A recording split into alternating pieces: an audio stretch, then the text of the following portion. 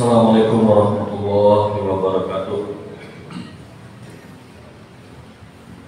Alhamdulillahirabbil alamin. Wassalatu wassalamu ala asrofil anbiya'i wal mursalin wa ala alihi wa ashabihi ajma'in. Asyhadu an la ilaha illallah wahdahu la syarika lah wa asyhadu anna Muhammadan abduhu wa rasuluh sallallahu alaihi wasallam. La nabiyya ba'da amma ba'du. Baiklah, Bapak-bapak sidang jemaah Jumat yang dirahmati Allah, sebagaimana biasa sebelum khatib naik mimbar, terlebih dahulu kita sampaikan kalau ada berita atau informasi yang masuk pada minggu ini. Yang pertama yang akan disampaikan yaitu berita keluarga. Inna lillahi wa inna ilaihi raji'un. Pada minggu ini telah meninggal 3 orang dari keluarga kita, yang 2 di kampung, yang 1 di perantauan. Yang pertama yaitu Erna Juita, suku Payo Badak. Yang kedua Nur Bashar, atau yang lebih dikenal dengan Buai, tinggal di Simpang P. Seterusnya yang ketiga ini di perantauan yaitu Ibu Rosni. Beliau pernah mengajar di TPA kita ini, suku Jambak Bungit. Jadi pada kesempatan ini ahli waris menyampaikan kepada kita semuanya, jemaah-jemaah yang hadir, meminta permohonan maaf kalau seandainya almarhum dan almarhumah ini ada melakukan kesalahan, baik yang disengaja maupun yang tidak sengaja, semasa bergaul dengan kita. Baik, dan kita berprasangka baik, mudah-mudahan kesalahan kita telah terlebih dahulu dimaafkan. Yang kedua, informasinya yaitu untuk kajian besok, kajian Tadabbur Quran, yang biasa kita mengadakan kajian setiap hari Sabtu bersama Ustaz Sultaswar, tapi berhubung karena beliau lagi safar umroh, maka akan digantikan oleh Ustaz Amru Abu Samil dari Payakumbuh. Jadi dari itu kami mengundang bapak-bapak semuanya untuk hadir mengikuti kajian tersebut. Insyaallah sesudah sholat subuh acaranya langsung dimulai. Dan seterusnya untuk khatib pada siang ini adalah Al-Ustaz Al-Mirzan dari Payakumbuh, muazzin Saudara Rahman. Dan seterusnya infak kita minggu kemarin untuk masjid berjumlah Rp700.000, untuk anak yatim Rp1.025.000 dan MDA Rp380.000. Jadi total Rp2.105.000. Jadi terusnya kepada bapak-bapak kami yang masih berada di rumah atau di luar, marilah dengan segera untuk memasuki masjid, karena lebih kurang 2 menit lagi waktu sholat Jumat akan masuk. Dan kepada anak-anak kami, marilah kita sama-sama menjaga ketenangan selama pelaksanaan sholat Jumat. Demikianlah yang dapat kami sampaikan. Salah menjaga, mohon maaf. Assalamualaikum warahmatullahi wabarakatuh.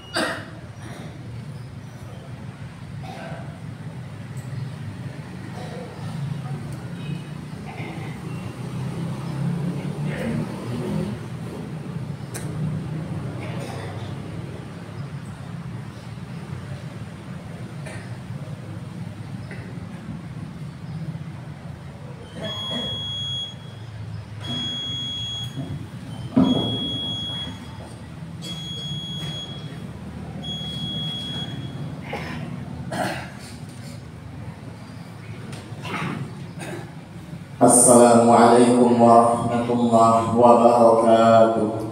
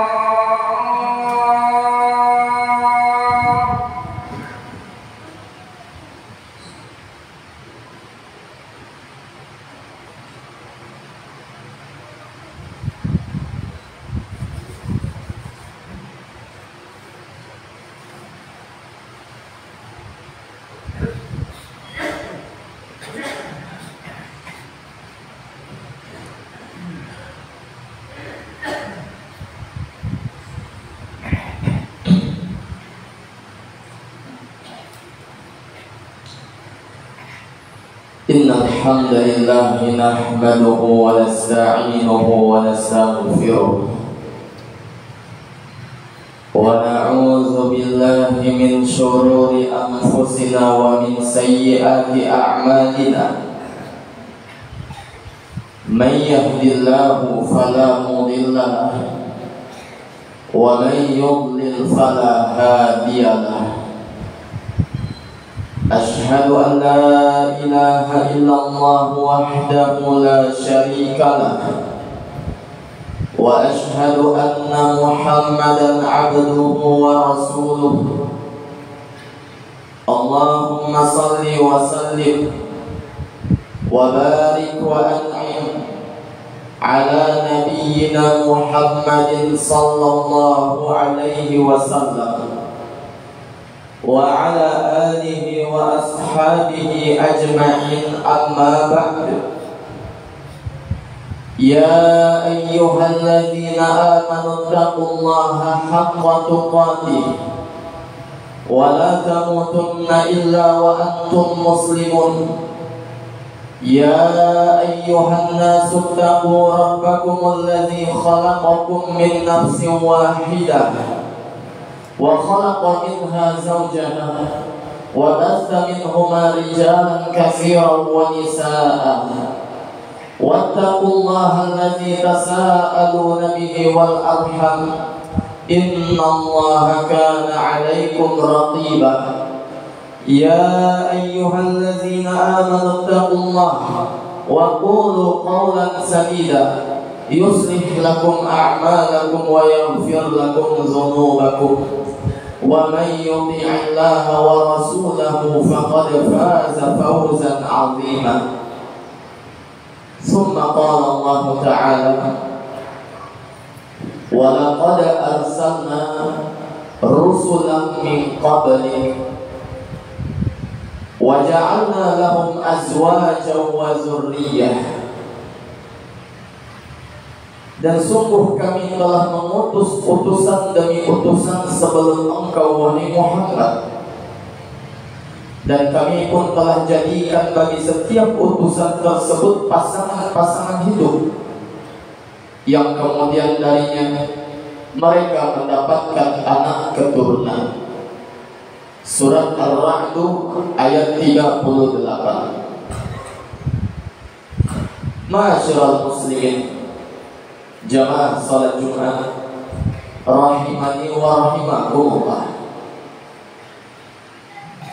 Maka ayat yang kita bacakan ini menunjukkan kepada kita bahwasanya tabiat kita selaku manusia tersebut adalah dengan cara menikah.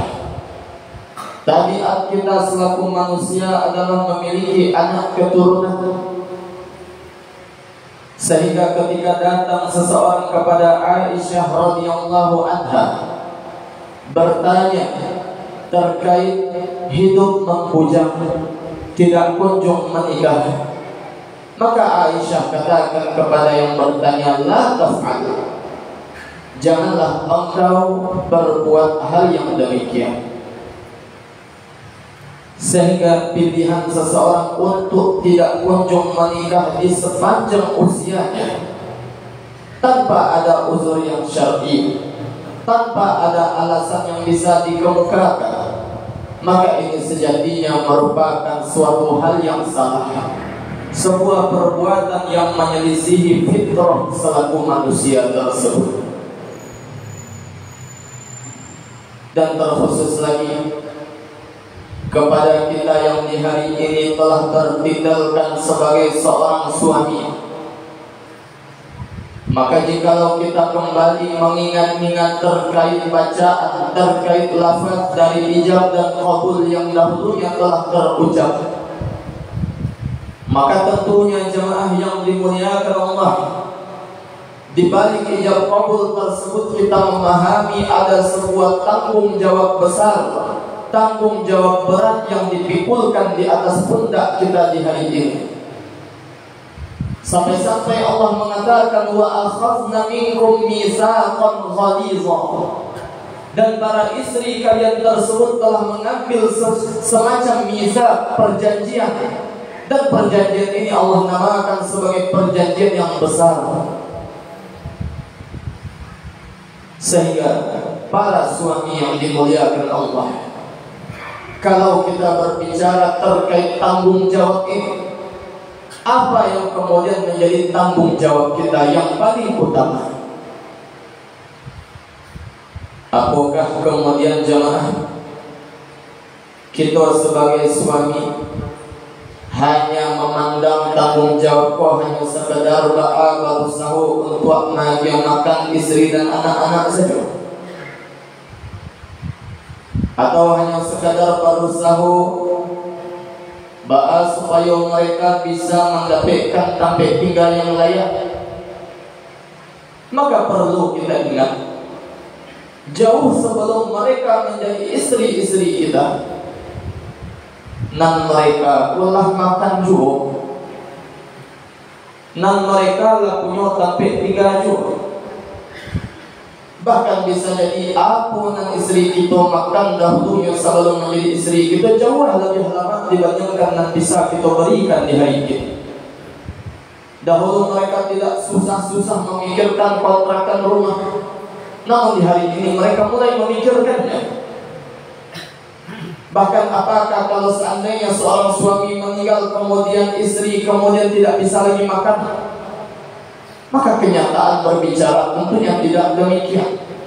Kalau hanya untuk urusan makanlah sudah dari Allah, dan makan tetap berlanjut. Sehingga ini bukan menjadi tujuan tanggung jawab utama kita. Benar itu menjadi bahagian dari tanggung jawab kita, tapi bukan yang utama.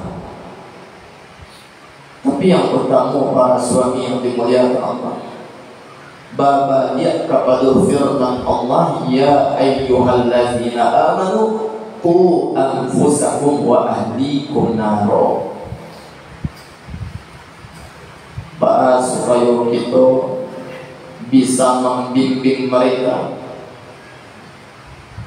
bisa mengantarkan mereka menuju surganya Allah, agar cinta kita ini tetap berlanjut hendaknya sampai kemudian Allah kembali mempertemukan kita dengan orang yang kita cintai ini di dalam surga yang abadi tersebut. Maka buktikanlah cinta kita yang sejati tersebut dengan kegigihan kita di dalam menuntut istri dan anak-anak kita menuju ridhonya Allah. Namun kemudian di dalam kehidupan berumah tangga tersebut, ibarat kata pepatah ataupun kata peribahasa, tidak ada gading yang tidak retak. Maka bisa saja kemudian kita sering menghadapi konflik demi konflik di dalam rumah tangga kita. Maka disinilah istimewanya syariat agama Islam. Tidak hanya sekedar menyuruh kita untuk menikah, tapi Islam pun sudah siap sedia, siap siaga dengan penyelesaian ketika kita selaku suami dan istri tersebut menghadapi konflik rumah tangga. Terlebih lagi kalau seandainya kedurhakaan ini muncul dari pihak istri tersebut, maka bagaimana sikap kita selaku seorang suami? Maka di dalam surat An-Nisa ayat 34 Allah mengingatkan kepada kita, wallati takhafuna nusyuzahunna, dan istri-istri yang kalian melihat ada kedurhakaan, ada semacam pembangkangan yang mereka tunjukkan kepada kalian sebagai seorang suami, maka Allah katakan fa'izuhunna, nasihati terlebih dahulu. Maka ini yang utama, dinasehati, sehingga agama Islam tersebut tidak gegabah, tidak langsung menyuruh kita untuk menceraikan mereka, tidak langsung menyuruh kita, membenarkan kita untuk langsung memukuli mereka, tapi nasihati. Istausu bin nisa'i khaira, kata Nabi. Berikanlah, sampaikanlah kepada istri-istri kalian nasihat-nasihat yang baik, rifqan bil qawarir, dan berlemah lembutlah kalian kepada gelas-gelas kaca yang mudah pecah tersebut. Sering kita mendengar ucapan Nabi ketika Nabi menjelaskan bahwa wanita-wanita tersebut diciptakan dari tulang rusuk yang bengkok. Kok dikarirkan patah lagi, kok dibiarkan saja tetapnya bengkok. Harus baca roh, harus pandai-pandai. Sehingga langkah yang paling utama dinasihati. Dan ketika nasihat tidak lagi mempan kepada mereka, maka kemudian Allah katakan wahjuruhunna fil madaji'. Pisahkan ranjang kalian dengan ranjang mereka. Diamkan mereka sampai mereka merasa kesepian. Namun di dalam masalah mendiamkan istri ini, bagaimana Nabi pun memberikan sebuah kaidah, wala tahjur illa fil bait. Jangan didiamkan istriku kecuali hanya di rumah. Berarti di luar rumah seolah-olah tidak adonan terjadi. Masalah yang di rumah tidak usah dibawa ke luar rumah. Di hadapan mertua, di hadapan orang tua kita tetap berlaku sebagaimana biasanya. Lalu kemudian kata Allah, kalau memang tidak mempan juga, wadribuhunna, baru silakan pukuli mereka. Cuma terkait masalah memukuli inilah kemudian banyak para suami yang gagal paham. Mereka pukuli istri-istri mereka tersebut sebagaimana mereka memukuli maling, sebagaimana mereka memukuli begal. Seolah-olah melalui pukulan ini mereka pun ingin meluapkan semua emosi mereka. Mereka pukuli istri-istri mereka di hadapan anak-anak mereka, sampai tetangga pun banyak yang tahu. Bukan demikian caranya, tapi harus baca roh. Sehingga ketika ditanyakan kepada sahabat Nabi Abdullah ibnu Abbas radhiyallahu anhuma, bagaimana kami memukuli istri-istri kami, wahai Ibnu Abbas? Maka kata beliau, bisiwak, cukup dengan siwak. Leita bayang dek itu jamaah, barang kadang-kadang kayu siwak.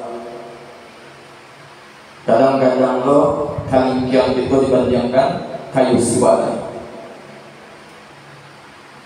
Dan kayu siwak tidak perlu panjang-panjang, bahkan bengkok pun. Tapi kemudian kata Ibnu Abbas, cukup dengan kayu siwak untuk memukuli mereka, karena memang sejatinya ini adalah pukulan untuk mendidik, bukan pukulan kebencian tadi. Bahkan ketika ditanyakan kepada salah seorang alim kita bagaimana cara memukuli istri, mereka mengatakan bil mindil, cukup dengan tisu yang dilipat. Mereka guna tisu, sehingga mereka tidak bermudah-mudahan di dalam masalah memukuli istri. Sehingga Nabi SAW, sebagaimana kata Aisyah, beliau tidak pernah menggunakan pukulannya ini untuk memukuli istri-istrinya, memukuli budak-budak atau pembantu-pembantunya. Tapi pukulan ini kemudian akan Nabi pakai ketika beliau berjihad di jalan Allah melawan orang-orang kafir. Beliau gunakan pukulan beliau untuk memukuli sesama yang jantan. Sehingga ketika di hari ini bagaimana kasus KDRT tersebut terlalu banyak untuk disebutkan. Yang memukuli istri sampai membiru istrinya, sampai mendamang, sampai payah untuk berjalan. Ini sejatinya sebagaimana orang kita sebut adalah suami-suami nan gadang sarawak. Kadang baga jadi saja di rumahnya, kok di luar apa nakui. Bisa kita jamin hal-hal yang demikian gitu. Bayangkan kalau seandainya ibu kita yang dipukuli demikian, atau saudari kita, atau anak-anak gadis kita yang kelak menikah kemudian dipukuli dengan cara yang sama. Ingatlah sebuah kaidah yang sering diulang-ulang oleh para ulama kita, al-jaza min jinsil amal. Balasan itu selalu sesuai dengan jenis perbuatan yang kita lakukan. Jadi kalau seorang suami pakai tangan di hari ini kepada istri, di kemudian hari anak gadisnya mati pula kena tangan nanti. Berhati-hati dari hal yang demikian. Sehingga kemudian jemaah yang dimuliakan Allah, kalau kita berbicara terkait jasa, maka kita juga mendapati bagaimana istri tersebut memiliki jasa yang teramat besar di dalam kehidupan kita. Beberapa puluh tahun mereka bersabar untuk mendampingi kita dengan segala macam bentuk ulah perangai kita. Bersabar di dalam melayani kita mulai dari kita bangun tidur sampai kita bangun lagi. Sudahkah kita berterima kasih kepada mereka? Karena sebagian kita mudah untuk mengatakan terima kasih kalau nan babuit itu kok sasamu kawan. Kadang untuk mengucapkan terima kasih kepada istri, nah puluhan tahun babuit itu kadang belum coba terima kasih sampai hari ini. Maka mari kita berterima kasih kepada mereka, sebagaimana kita juga berterima kasih kepada ibu bapak kita. Sebelum kemudian mau memisahkan kita, sehingga tidak ada lagi kesempatan untuk mengucapkan kata terima kasih tersebut kepada besarnya kebaikan mereka di dalam hidup kita. Fa'tabiru ya ulil albab la'allakum turhamun.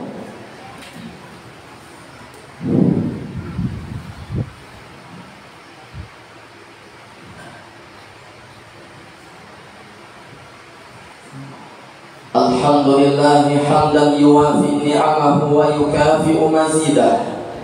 Ashhadu an la ilaha illallah wahdahu la syarika lah, wa ashhadu anna Muhammadan 'abduhu wa rasuluh. Ya ayyuhalladzina amanu taqullaha haqqa tuqatih wa la tamutunna illa wa antum muslimun.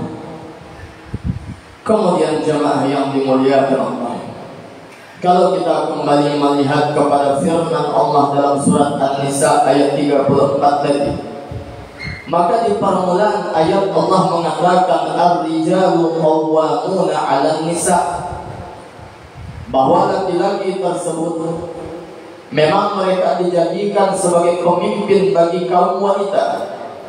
Bima faddalallahu 'alaihim, dikarenakan keutamaan kelebihan yang Allah lebihkan terhadap sebahagian laki-laki atas sebahagian wanita yang lainnya.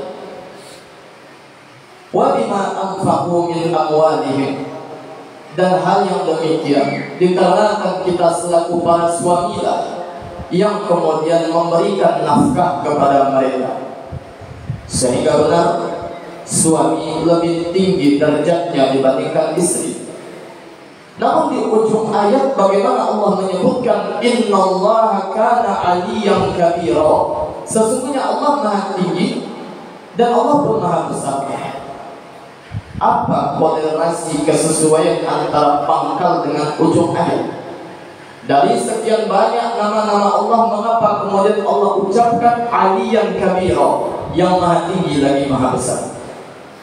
Untuk mengingatkan kepada setiap para suami, setinggi-tingginya kalian, maka jangan sampai kalian selanteangan, jangan sampai sewenang-wenang.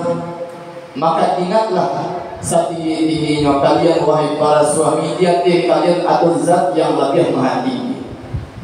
Betapapun kalian merasa lebih besar dibandingkan istri kalian, ingatlah Allah jauh lebih maha besar dibandingkan kalian.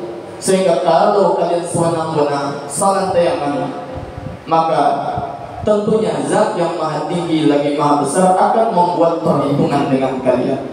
Sehingga derajat yang tinggi tadi bukanlah kemudian dipakai sesuka hati, akan tetapi justru tingginya kedudukan kita ketika Allah jadikan di hadapan para istri-istri itu, kita jadikan ini untuk menuntun mereka, mengarahkan mereka agar mereka pun taat dan patuh kepada kita. Maka semoga jemaah yang dimuliakan Allah, kasih sayang di antara sesama kita sebagai suami istri ini tetap Allah abadikan hingga Allah pun kembali mengumpulkan kita dengan orang yang kita cintai ini kelak di dalam surganya, di dalam surga yang abadi tersebut, tempat di mana tidak ada lagi keletihan tersebut. Semoga yang kita sampaikan ini bermanfaat dan Allah pun memberikan taufiknya kepada kita bersama. Inna Allaha wa malaikatahu yusalluna 'alan nabi ya ayyuhalladzina amanu sallu 'alaihi wa sallimu taslima. Allahumma salli 'ala Muhammad wa 'ala ali Muhammad kama sallaita 'ala Ibrahim wa 'ala ali Ibrahim innaka Hamidum Majid. Allahumma barik 'ala Muhammad wa 'ala ali Muhammad kama barakta 'ala Ibrahim wa 'ala ali Ibrahim innaka Hamidum Majid. Allahumma ighfir lil mu'minina wal mu'minat wal muslimina wal muslimat al ahya'i minhum wal amwat innaka sami'un qaribun mujibud da'wati ya qadiyal hajat. Allahumma aslih wulata umurina ووفقهم لما تحبه وترضى. اللهم آت أنفسنا تقواها وزكها أنت خير من زكاها أنت وليها ومولاها. ربنا تقبل منا صلاتنا وصيامنا وركوعنا وسجودنا وكل أعمالنا وتقبل توبتنا. ربنا اغفر لنا ولوالدينا وارحمهما كما ربيانا صغارا. ربنا آتنا في الدنيا حسنة وفي الآخرة حسنة وقنا عذاب النار. سبحان ربك رب العزة عما يصفون وسلام على المرسلين والحمد لله رب العالمين.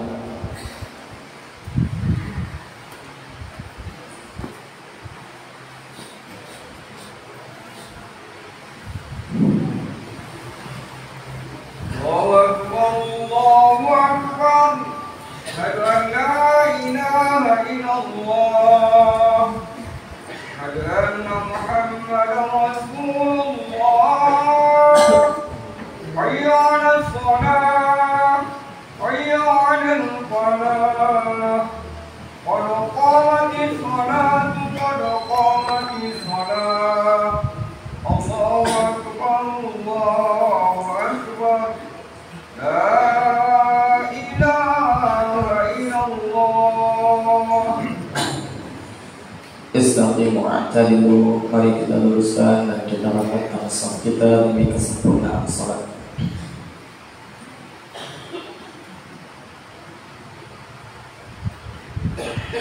Allahu Akbar.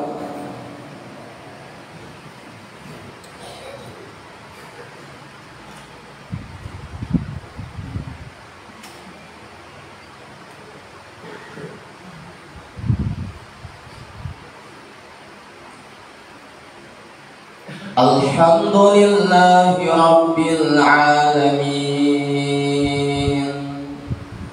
Ar-Rahmanir Rahim Maliki Yawmiddin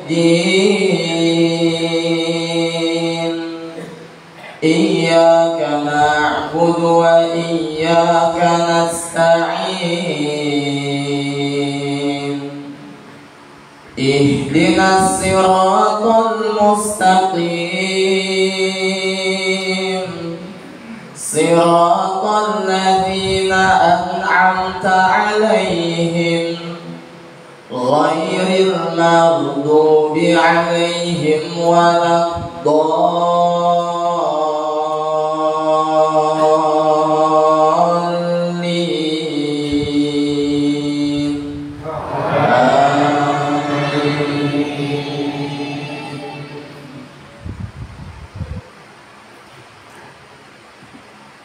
Sabbih isma rabbikal a'la alladzi khalaqa fasawwa walladzi qaddara fahada walladzi akhrajal mar'a faja'alahu ghutha'an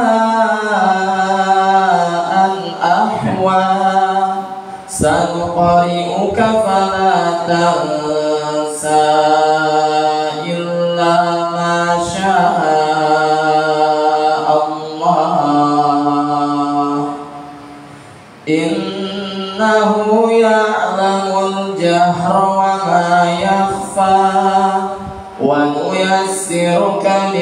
يسرا فذكر إن نفعت الذكرى سيذكر من يخشى ويتجنبها الأشقى الذي يصلى النار الكبرى ثم لا يموت فيها ولا يحيا قد أفلح من تزكى وذكر اسم ربه فصلى بل تؤثرون الحياة الدنيا والآخرة خير وأبقى إن هذا لفي الصحف الأولى صحف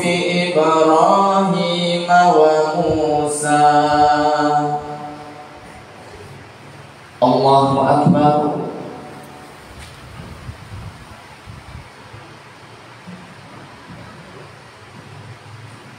سمع الله لمن حمده.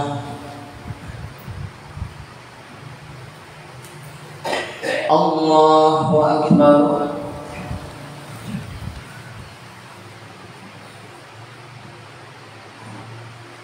الله أكبر.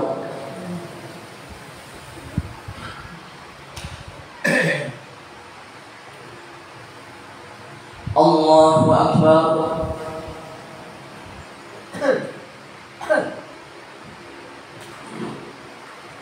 الله أكبر.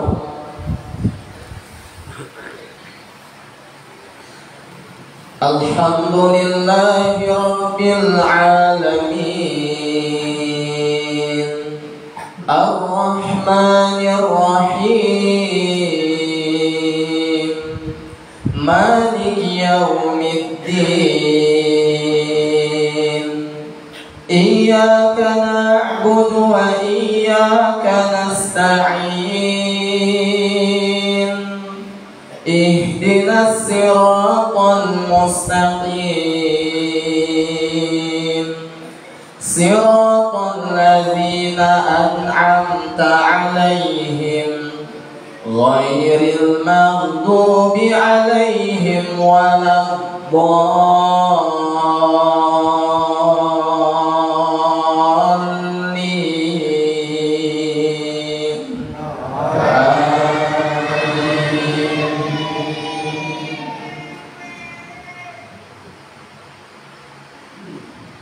القارعة ما القارعة وما أدراك ما القارعة يوم يكون الناس كالفراش المبثوث وتكون الجبال كالعهن المنفوش فأما من ثقلت موازينه فهو في عيشة راضية وأما من خفت موازينه فأمه هاوية وما أدراك ما هي نار حامية. الله أكبر.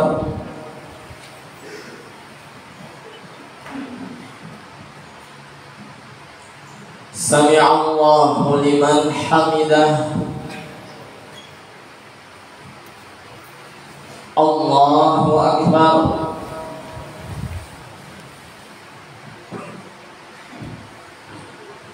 الله أكبر.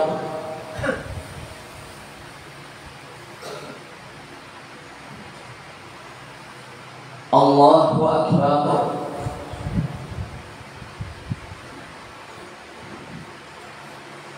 الله أكبر.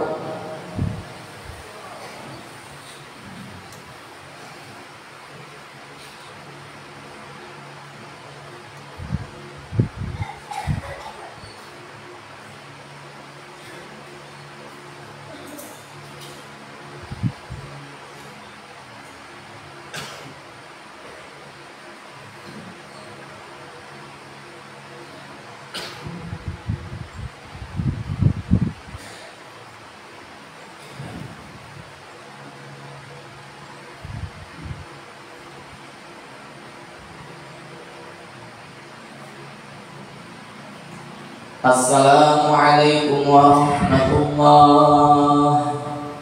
Assalamualaikum warahmatullah.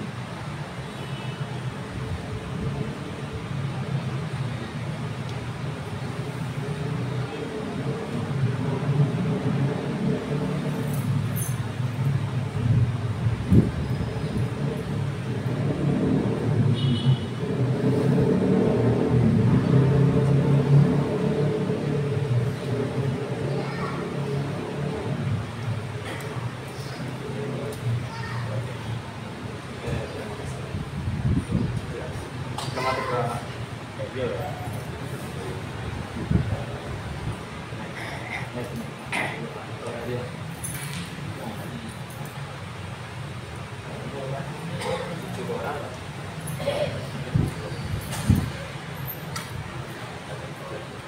Pak, kembali dengan sama.